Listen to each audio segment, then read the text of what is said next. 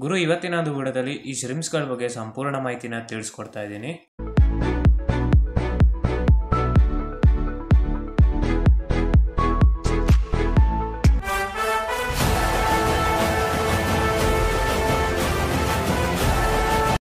ಗುರು ನಮಸ್ಕಾರ, ನಿಮ್ಮೆಲ್ಲರಿಗೂ ಮತ್ತೊಂದು ಹೊಸ ವಿಡಿಯೋಗೆ ಸ್ವಾಗತ. ಇವತ್ತಿನ ವಿಡಿಯೋದಲ್ಲಿ ಈ ಶ್ರಿಮ್ಸ್ಗಳ ಬಗ್ಗೆ ಸಂಪೂರ್ಣ ಮಾಹಿತಿನ ತಿಳಿಸ್ಕೊಡ್ತಾ ಇದ್ದೀನಿ.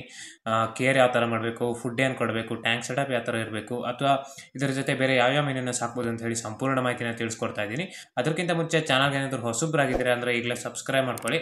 ನಮ್ಮ ಚಾನಲಲ್ಲಿ ಇದೇ ಥರ ಫಿಶಸ್ ರಿಲೇಟೆಡ್ ವೀಡಿಯೋಸ್ ಎಲ್ಲ ಬರ್ತಾ ಇರುತ್ತೆ. ಹಾಗಾದರೆ ಬನ್ನಿ ಇವತ್ತಿನ ವಿಡಿಯೋ ಶುರು ಮಾಡೋಣ.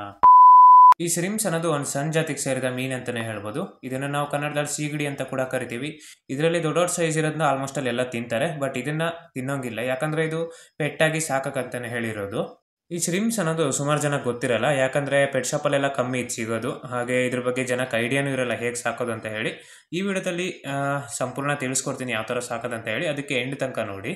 ಈ ಶ್ರಿಮ್ಸ್ ಬಂದು ತುಂಬ ಏನು ದೊಡ್ಡ ಆಗೋದಿಲ್ಲ, ಮಿನಿಮಮ್ 1 ರಿಂದ 3 ಇಂಚ್ ತನಕ ಬೆಳೆಯುತ್ತೆ. ಹಾಗೆ ಲೈಫ್ ಸ್ಪ್ಯಾನ್ ಬಂದು ಸರಿಯಾಗಿ ಕೇರ್ ಮಾಡಿದರೆ ಮ್ಯಾಕ್ಸಿಮಮ್ 2 ವರ್ಷದ ತನಕ ಬದುಕುತ್ತೆ. ಹಾಗೆ ಈ ಶ್ರಿಮ್ಸ್ಗಳಲ್ಲಿ ಕೂಡ ಸುಮಾರು ಕಲರ್ ಹಾಗೆ ವೆರೈಟಿಗಳಲ್ಲಿ ಅವೈಲೇಬಲ್ ಇರುತ್ತೆ. ಮೇಯ್ನಾಗಿ ಇದರಲ್ಲಿ ರೆಡ್, ಬ್ಲ್ಯಾಕು, ಬ್ಲೂ ಹಾಗೆ ಯೆಲ್ಲೋ ಕಲರ್ ಎಲ್ಲ ನಾರ್ಮಲ್ ಆಗಿ ಪೆಟ್ ಶಾಪಲ್ಲೆಲ್ಲ ಅವೈಲೇಬಲ್ ಇರುತ್ತೆ. ಹಾಗೆ ಮಿಕ್ಸ್ಡ್ ಕಲರ್ ಎಲ್ಲ ಸ್ವಲ್ಪ ರೇರ್ ಆಗಿರುತ್ತೆ.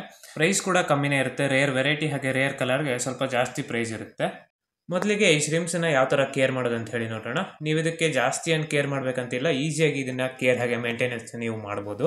ಇದನ್ನು ನೀವು ಆಕ್ಸಿಜನ್ ಅಥವಾ ಹೀಟರ್ ಇಲ್ಲದೆ ಕೂಡ ಸಾಕ್ಬೋದಾಗಿರುತ್ತೆ. ಇನ್ನು ನೀರಿನ ವಿಷಯಕ್ಕೆ ಬಂದರೆ 15 ಡೇಸ್ಗೊಂದ್ಸರಿ ಅರ್ಧ ನೀರನ್ನು ತೆಗೆದು ಹೊಸ ನೀರನ್ನು ಹಾಕಬೇಕಾಗುತ್ತೆ. ವಾಟರ್ನ ಯಾವಾಗಲೂ ಕ್ಲೀನ್ ಆಗಿರೋ ಥರ ನೋಡ್ಕೊಳ್ಳಿ. ಅಂದರೆ ನೀವು ಫಿಲ್ಟರ್ ಕೂಡ ಹಾಕ್ಬೋದು. ಫಿಲ್ಟರ್ ಅಂದರೆ ಈ ಸ್ಪಾಂಜ್ ಫಿಲ್ಟರ್ನ ಮಾತ್ರ ಹಾಕಬೇಕು, ಈ ಥರ ಫಿಲ್ಟರ್ನ ಹಾಕಬಾರ್ದು. ಯಾಕಂದರೆ ಇದರಲ್ಲಿ ವಾಟರ್ ಫ್ಲೋ ಜಾಸ್ತಿ ಆಗುತ್ತೆ. ಈ ಶ್ರಿಮ್ಸ್ಗಳಿಗೆ ಸರಿಯಾಗಿ ಸ್ವಿಮ್ ಮಾಡೋಕ್ಕಾಗಲ್ಲ, ಅಥವಾ ಈ ಶ್ರಿಮ್ಸ್ಗಳು ಈ ಫಿಲ್ಟರ್ ಒಳಗೆ ಸಿಕ್ಕಾಕೊಂಡು ಸಾಯೋ ಚಾನ್ಸಸ್ ಕೂಡ ಇರುತ್ತೆ. ಈ ಶ್ರಿಮ್ಸನ್ನ ಪದೇ ಪದೇ ಹಿಡಿಯೋದು ಅಥವಾ ವಾಟರ್ನ ಯಾವಾಗಲೂ ಕ್ಲೀನ್ ಮಾಡ್ತಾ ಇರೋದು, ಅಥವಾ ಒಂದು ಟ್ಯಾಂಕಿಂದ ಇನ್ನೊಂದು ಟ್ಯಾಂಕಿಗೆ ಬಿಡೋದು, ಅದನ್ನೆಲ್ಲ ಮಾಡಬಾರ್ದು. ಇದಕ್ಕೆ ಪ್ರೈವೇಸಿ ಮೇಂಟೈನ್ ಮಾಡಬೇಕು. ಜಾಸ್ತಿ ಡಿಸ್ಟರ್ಬ್ ಮಾಡಬಾರ್ದು. ಜಾಸ್ತಿ ಡಿಸ್ಟರ್ಬ್ ಮಾಡಿದ್ರೆ ಸ್ಟ್ರೆಸ್ ಆಗಿ ಸಾಯೋ ಚಾನ್ಸಸ್ ಇರುತ್ತೆ. ಇದನ್ನು ನೆನಪಲ್ಲಿ ಇಟ್ಕೊಳ್ಳಿ. ಹಾಗೆ ಈ ಶ್ರಿಮ್ಸಿಂದು ಟ್ಯಾಂಕ್ ಸೆಟಪ್ ಯಾವ ಥರ ಮಾಡೋದು ಅಂತ ಹೇಳಿ ಈಗ ನೋಡೋಣ. ಇದನ್ನು ಸಾಕೋದಕ್ಕೆ ನಿಮ್ಮ ಹತ್ರ ಮಿನಿಮಮ್ 1 ಫೀಟ್ ಟ್ಯಾಂಕ್ ಆದರೂ ಇರಬೇಕಾಗುತ್ತೆ. ಇಲ್ಲ ಬೌಲಲ್ಲಿ ಸಾಕ್ತಿದ್ದೀರಾ ಅಂದರೆ ಬೌಲು ಮಿನಿಮಮ್ 8 ಇಂಚ್ ಸೈಜಲ್ಲಿ ಇರಬೇಕು. ಈ ಶ್ರಿಮ್ಸ್ ಟ್ಯಾಂಕಲ್ಲಿ ಕೆಳಗಡೆ ಕಲ್ಲು, ಅಕ್ವೇರಿಯಂ ಸಾಯಿಲ್ ಅಥವಾ ಸ್ಯಾಂಡನ್ನ ಹಾಕಿದರೆ ಇನ್ನೂ ಒಳ್ಳೆಯದು. ಹಾಗೆ ಈ ಟ್ಯಾಂಕಲ್ಲಿ ಈ ಹಂಚಿನ ತುಂಡು ಅಥವಾ ಇಟ್ಟಿಗೆ ಅಥವಾ ಪೈಪನ್ನೆಲ್ಲ ಹಾಕಿ ನ್ಯಾಚುರಲ್ ಒಂದು ಟ್ಯಾಂಕ್ ಥರನೇ ನೀವು ಪ್ರಿಪೇರ್ ಮಾಡಬೇಕು. ಅದರಿಂದ ಇನ್ನೂ ಚೆನ್ನಾಗಿರುತ್ತವೆ ಇವು. ಹಾಗೆ ಒಂದು ನೇಚರಲ್ಲಿ ಇರೋ ಥರ ಎನ್ವಿರಾನ್ಮೆಂಟ್ ಕೂಡ ಇದಕ್ಕೆ ಫೀಲ್ ಆಗಿ ತುಂಬ ಖುಷಿಯಿಂದ ಇರ್ತವೆ. ಈ ಟ್ಯಾಂಕ್ಗಳಲ್ಲಿ ಹೈಡಿಂಗ್ ಸ್ಪೇಸ್ ಅನ್ನೋದು ತುಂಬ ಇಂಪಾರ್ಟೆಂಟ್ ಆಗಿರುತ್ತೆ. ಈ ಶ್ರಿಮ್ಸ್ಗೆ ಹೈಡಿಂಗ್ ಸ್ಪೇಸ್ ಇರಲೇಬೇಕು. ಬರೀ ಖಾಲಿ ಟ್ಯಾಂಕಲ್ಲಿ ಬಿಡೋದ್ರಿಂದ ಇದಕ್ಕೆ ಅಷ್ಟು ಸೆಕ್ಯೂರ್ ಆಗಿ ಫೀಲ್ ಆಗಲ್ಲ. ಅದಕ್ಕೆ ಹೈಡಿಂಗ್ ಸ್ಪೇಸಸ್ನ ಆ್ಯಡ್ ಮಾಡೋದನ್ನ ಮರಿಬೇಡಿ.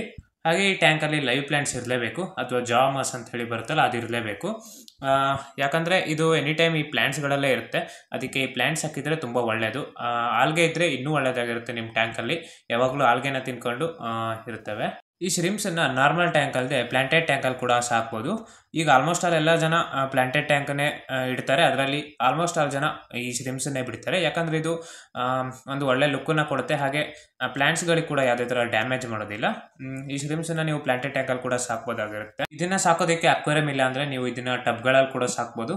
ಮಾತ್ರ ಟಬ್ಗಳಿಗೆ ಜಾಸ್ತಿ ಸನ್ಲೈಟ್ ಬೀಳಬಾರ್ದು, ನೆರಳಿರೋ ಜಾಗದಲ್ಲಿ ಇಡಬೇಕಾಗುತ್ತೆ. ಆವಾಗ ಹೇಳಿದ ಥರ ಹೈಡಿಂಗ್ ಪ್ಲೇಸು ಪ್ಲಾಂಟ್ಸ್ ಎಲ್ಲ ಇದ್ದರೆ ಟಬ್ಗಳಲ್ಲಿ ಕೂಡ ನೀವು ಇದನ್ನ ಸಾಕ್ಬೋದು. ನೆಕ್ಸ್ಟ್ ಈ ಶ್ರಿಮ್ಸಿನ ಫುಡ್ಡಿನ ವಿಷಯಕ್ಕೆ ಬಂದರೆ ಇದು ತರಕಾರಿ ಹಾಗೆ ಪೆಲೆಟ್ಸನ್ನ ಎರಡನ್ನೂ ಕೂಡ ತಿನ್ನುತ್ತೆ. ತರಕಾರಿಲಿ ಈ ಕ್ಯಾರೆಟು ಹಾಗೆ ಮುಳ್ಸೌತೆ ಎಲ್ಲ ಬರುತ್ತಲ್ಲ, ಅದನ್ನ ನೀವು ಬೇಯಿಸಿ ಕೊಡ್ಬೋದು. ಇನ್ನು ಫಿಶ್ ಪೆಲೆಟ್ಸಲ್ಲಿ ಬಂದರೆ ಇದಕ್ಕೆ ಮಾರ್ಕೆಟಲ್ಲಿ ಅದರದ್ದೇ ಆದಂತಹ ಪೆಲೆಟ್ಸ್ ಎಲ್ಲ ಇದ್ದರೆ ಅದನ್ನು ನೀವು ಕೊಡ್ಬೋದು. ಇಲ್ಲಾಂದರೆ ಟರ್ಟಲ್ ಸ್ಟಿಕ್ಸ್ ಹಾಗೆ ನಾರ್ಮಲ್ ಫಿಶ್ ಪೆಲೆಟ್ಸ್ನ ಕೊಡ್ಬೋದು. ಅದು ಯಾವ ಥರ ಕೊಡೋದಂದರೆ ನೀವು ನೋಡ್ತಾ ಇರ್ಬೋದು, ಈಗ ಕೈಯಲ್ಲಿ ಇಲ್ಲಿ ಫಿಶ್ ಪೆಲೆಟ್ಸ್ನ ತಗೊಂಡಿದ್ದೀನಿ. ನಾನು ಫಿಶ್ ಪೆಲೆಟ್ಸು ಹಾಗೆ ಟರ್ಟಲ್ ಸ್ಟಿಕ್ಸು ಅಥವಾ ವೆಜಿಟೇಬಲ್ಸ್ನೆಲ್ಲ ಫೀಡ್ ಮಾಡ್ತಾ ಇರ್ತೀನಿ. ಈ ಫಿಶ್ ಪೆಲೆಟ್ಸ್ನ ಈ ಥರ ಹಾಕಿ 5 ಮಿನಿಟ್ಸ್ ಬಿಡಬೇಕಾಗುತ್ತೆ. 5 ನಿಮಿಷ ಅದ್ರ ಮೇಲೆ ಫಿಶ್ ಪೆಲೆಟ್ಸ್ ಇರುತ್ತಲ್ಲ ಅದು ಸ್ಮೂತ್ ಆಗುತ್ತೆ. ಆವಾಗ ನೀವು ಜಸ್ಟ್ ಈ ಥರ ವಾಟರಲ್ಲಿ ಈ ಥರ ಪ್ರೆಸ್ ಮಾಡಿ ಬಿಟ್ಟರೆ ಅದು ಕೆಳಗಡೆ ಹೋಗುತ್ತೆ. ಹಾಗೆ ಟರ್ಟಲ್ ಸ್ಟಿಕ್ಸ್ನು ಕೂಡ ಇದೇ ಥರ ವಾಟರಲ್ಲಿ ಬಿಟ್ಟು ಆಮೇಲೆ ಪ್ರೆಸ್ ಮಾಡಿ ಬಿಡಬೇಕಾಗುತ್ತೆ, ಆವಾಗ ಕೆಳಗಡೆ ಹೋಗುತ್ತೆ. ಇನ್ನು ಟ್ಯಾಂಕಲ್ಲಿ ಯಾವಾಗಲೂ ಫುಡ್ ಇರೋ ಥರ ನೋಡ್ಕೊಳ್ಳಿ, ಅಂದರೆ ಪ್ಲ್ಯಾಂಟ್ಸ್ ಆಗಿ ಆಲ್ಗೆ ಇರೋ ಥರ ನೋಡ್ಕೊಳ್ಳಿ. ಹಾಗೆ ರೆಗ್ಯುಲರ್ ಆಗಿ ಬೇರೆ ಬೇರೆ ಫೀಡನ್ನು ನೀವು ಫೀಡ್ ಮಾಡ್ತಾಯಿರಿ, ಆವಾಗ ನಿಮ್ಮದು ಶ್ರಿಮ್ಸ್ ಇನ್ನೂ ಚೆನ್ನಾಗಿ ಬೆಳೆಯುತ್ತೆ. ನೆಕ್ಸ್ಟ್ ಈ ಶ್ರಿಮ್ಸ್ಗಳ ಜೊತೆ ಬೇರೆ ಯಾವ ಮೀನನ್ನು ಬಿಡ್ಬೋದು ಅಂತ ಹೇಳಿ ನೋಡೋದಾದ್ರೆ ಇದರಲ್ಲೇ ಸುಮಾರು ಕಲರಲ್ಲೆಲ್ಲ ಅವೈಲೇಬಲ್ ಇರುತ್ತೆ, ನೀವು ಅದನ್ನೆಲ್ಲ ಒಟ್ಟಿಗೆ ಸಾಕ್ಬೋದು. ಅದು ಬಿಟ್ಟರೆ ಈ ಸ್ನೇಲ್ಗಳು ಬರ್ತಾವಲ್ಲ ಅದನ್ನ ಕೂಡ ಇದರಲ್ಲಿ ಬಿಡ್ಬೋದು ಇದ್ರ ಜೊತೆ. ಹಾಗೆ ಸ್ಮಾಲ್ ವೆರೈಟಿ ಆದಂಥ ಗಪ್ಪೀಸ್ ಹಾಗೆ ಸ್ಮಾಲ್ ಟೆಟ್ರಾಗಳ ಜೊತೆ ಇದನ್ನ ಸಾಕ್ಬೋದಾಗಿರುತ್ತೆ. ಇದ್ರ ಜೊತೆ ಬೇರೆ ಫಿಶಸ್ನ ಬಿಡ್ತಿದ್ದೀರಾ ಅಂದರೆ ಹೈಡಿಂಗ್ ಸ್ಪೇಸ್ನ ಮರಿದೆ ಹಾಕಿ, ಹೈಡಿಂಗ್ ಸ್ಪೇಸ್ ಹಾಕಲೇಬೇಕಾಗುತ್ತೆ. ಹಾಗೆ ದೊಡ್ಡ ದೊಡ್ಡ ಜಾತಿ ಫಿಶಸ್ ಜೊತೆ ಇದನ್ನ ಬಿಡೋಕ್ಕೆ ಬರೋದಿಲ್ಲ, ಅಂದರೆ ಗೋಲ್ಡ್ ಫಿಶ್, ಗೌರಾಮಿ ಹಾಗೆ ಕೋಯಿ ಜೊತೆ ಎಲ್ಲ ಇಡಬಾರ್ದು. ಯಾಕಂದರೆ ಅದ್ರ ಜೊತೆ ಬಿಟ್ಟರೆ ಈಸಿಯಾಗಿ ಅದು ಈ ಶ್ರಿಮ್ಸನ್ನೆಲ್ಲ ತಿಂದಾಕತ್ತೆ, ಅದಕ್ಕೆ ಅದ್ರ ಜೊತೆ ಎಲ್ಲ ಬಿಡಬೇಡಿ. ಗುರು, ಇನ್ನು ನಿಮಗೆಲ್ಲ ನೆನಪಿದೆಯಾ, ನಾನು ಬರೀ 10 ಶ್ರಿಮ್ಸನ್ನು ತರಿಸಿ ಅನ್ಬಾಕ್ಸಿಂಗ್ ಮಾಡಿದ್ದೆ. ಆದರೆ ನೀವೀಗ ನೋಡ್ತಾ ಇರ್ಬೋದು ಈ ಒಂದು ಡಿಸ್ಪ್ಲೇ ಟ್ಯಾಂಕಿಗೆ ವಿಡಿಯೋ ಮಾಡೋಕ್ಕಂತ ಹೇಳಿ 20ಕ್ಕೂ ಹೆಚ್ಚು ಶ್ರಿಮ್ಸನ್ನು ಬಿಟ್ಟಿದ್ದೀನಿ. ಇನ್ನು ನಮ್ಮದು ಮೇನ್ ಟ್ಯಾಂಕಲ್ಲಿ 100ಕ್ಕಿಂತ ಹೆಚ್ಚು ಶ್ರಿಮ್ಸ್ ಇದೆ ಅಂತಲೇ ಹೇಳ್ಬೋದು. ಇದೆಲ್ಲ ಈಸಿಯಾಗಿ ಬ್ರೀಡ್ ಆಗಿದೆ. ಇದನ್ನು ಯಾವ ಥರ ಬ್ರೀಡ್ ಮಾಡೋದು ಅಂತ ಹೇಳಿ ನಾನು ಸಪ್ರೇಟಾಗಿ ವಿಡಿಯೋ ಮಾಡ್ತೀನಿ. ವಿಡಿಯೋ ಒಂದು 50% ಕಂಪ್ಲೀಟ್ ಆಗಿದೆ, ಇನ್ನೊಂದು 50% ಪೂರ ಕಂಪ್ಲೀಟ್ ಆದ್ರ ಮೇಲೆ ಆ ವಿಡಿಯೋ ಕೂಡ ಅಪ್ಲೋಡ್ ಆಗುತ್ತೆ. ಈ ಥರ ವೀಡಿಯೋಸ್ ಎಲ್ಲ ನಿಮಗೆ ಮಿಸ್ ಆಗಬಾರ್ದು ಅಂದರೆ ನಮ್ಮ ಚಾನಲ್ನ ಈಗಲೇ ಸಬ್ಸ್ಕ್ರೈಬ್ ಮಾಡ್ಕೊಳ್ಳಿ. ಹಾಗೆ ಇದಿಷ್ಟು ಇವತ್ತಿನ ಒಂದು ವಿಡಿಯೋ ಆಗಿತ್ತು. ಇದರಲ್ಲಿ ಶ್ರಿಮ್ಸಿಂದು food, care, tank setup, tank ಮೇಡ್ಸನ್ನು ಎಲ್ಲದ್ರ ಬಗ್ಗೆ ತಿಳಿಸ್ಕೊಟ್ಟಿದ್ದೀನಿ.